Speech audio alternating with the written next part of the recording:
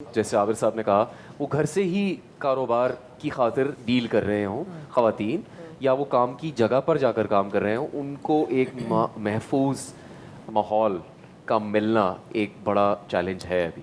जो broader economy में female participation है, वो तो हमें पता है कि पाकिस्तान में है, whether it's undocumented, whether it's unaccounted for, but we know and we see that women are in the undocumented agriculture and care sector etcetera.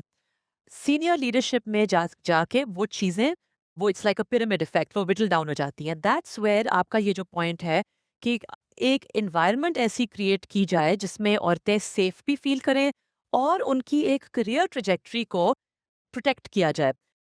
उसमें जो कॉर्पोरेट इदारे हैं, उनका बहुत रोल हो सकता है, बिकॉज़ औरतों को डिफरेंट लेवल्स ऑफ उनके करियर में उनकी ज़रूरियात फ़र्क होती हैं।